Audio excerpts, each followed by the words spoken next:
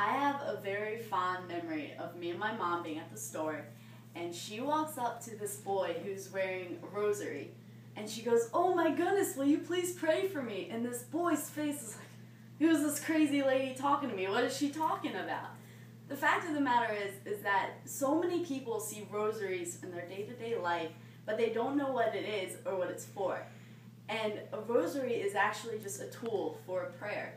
And although this looks like a complicated prayer, it's really not. It's made of 3 different sections. First, the introduction, then the whole body of the prayer, and then there's the conclusion prayer on one little bead, or in this case, a knot. So, where better to start than the beginning? So, you start with the crucifix, and first you think in your head, or you say it out loud, of what you want to pray for, who you want to pray for, anything. And then you say, well, you make the sign of the cross, which is the name of the Father and the Son, and the Holy Spirit. And then you say the Apostles' Creed. And this is basically a Catholic prayer. So the Apostles' Creed is just a summary of what Catholics believe in. So then after that, you go to the next bead. And this is the Our Father, or commonly known as the Lord's Prayer to most Christians. And then you go to the next 3 beads. And these are prayed by the Hail Mary. And they are for the virtues of faith, hope, and love. Now this concludes the introductory part of the rosary. And then you go on to the main body.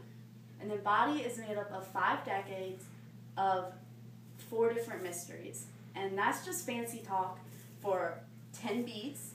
And there's 5 different sections of 10 beads. And the mysteries are just stories of Jesus' life. Now, there's different stories for each day of the week. And there's the glorious, the joyful, the sorrowful, and the luminous mysteries. But today we're just going to concentrate on the sorrowful mysteries because that's what people are most comfortable with, is the death of Jesus. So, first you start off by saying the Our Father, or the Lord's Prayer, and then you say 10 Hail Marys, and then you end with a Glory Be and the Fatima prayer.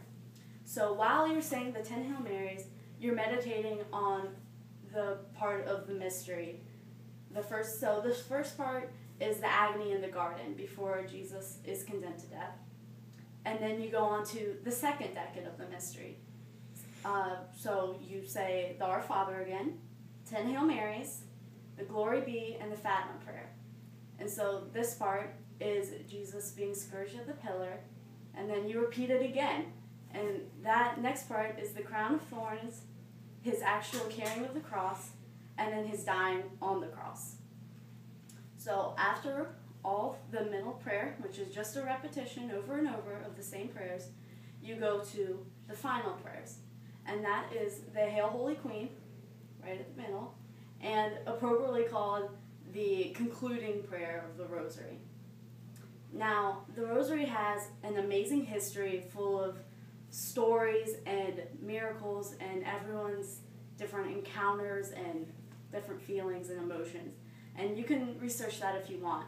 But today I just went over the basic steps of the Rosary and what it's used for. So you have the introduction, the body, and the closing.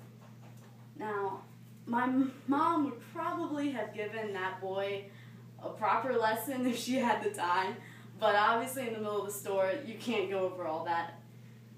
But all I want to leave you with is that the Rosary is for everyone. I don't care if you're Christian or atheist or somewhere in between. The Rosary's main purpose was for world peace, to pray for world peace, and that's what everyone wants.